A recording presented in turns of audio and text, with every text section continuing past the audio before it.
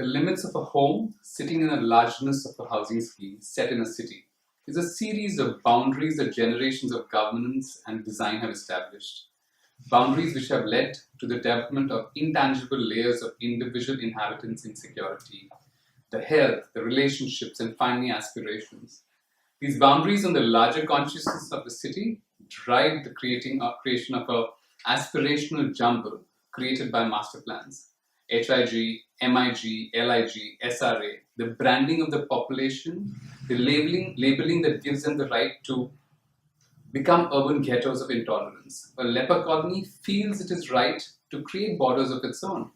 Kachra Pada or garbage collectors settlements feels a need for safety, a safety net of its own. These safety nets welcome the migrating populace from the rural origins in search of better lives and opportunities for employment because they are also their own.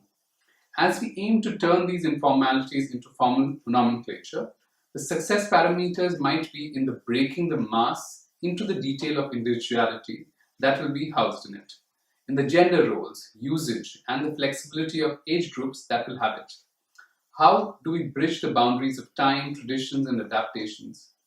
These boundaries may have also limited or created a stalemate in the way the architects perceive the subject of housing.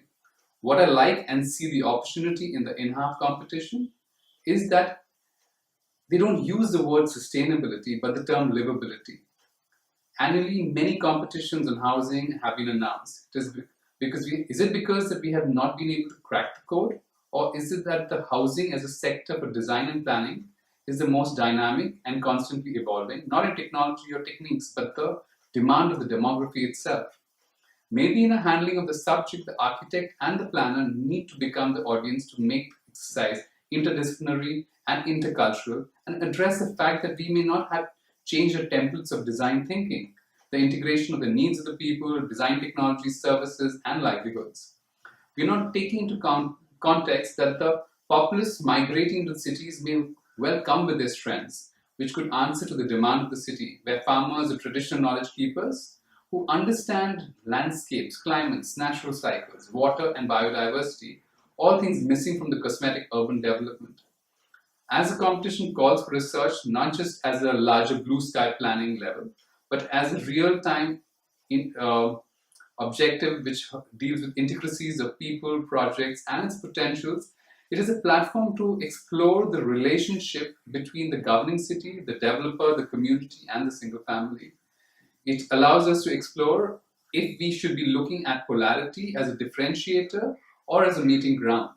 Not individuality versus community, but engaging the single tenement as a family home relying on the community resources with its own offerings.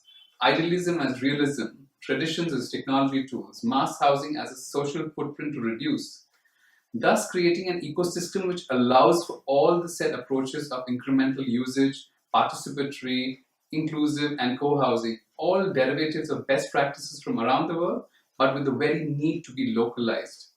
Maybe the solution for the jigsaw called social housing is in the bridging of these boundaries by shifting from an objective viewpoint to architecture to a subjective-based viewpoint, where the strong social-political layer of settlement, the settlement itself synchronizes with the walls of physicality that designers lay. When we see the informalities, it increasingly feels like a stubborn child or an adolescent not given what it wants, in the way it messes up the space with waste and garbage, in the hygiene management, in the sharing of resources, in locking the doors to the room to the parental diktat, in this case the city government. Let's look back at ourselves as we lay the plot, not as architects but as habitants to try understand the other. At this point, I would like to recommend the film We Are Humanity by Alexandre Derrins, which deals with issues surrounding the other, where ideas of living that suits us may not just suit the other, especially if our target user may not share our language, our lifestyles, or our communication, and more importantly, not be able to represent themselves, which might well be the case in the case of this competition and the people who are being rehabilitated.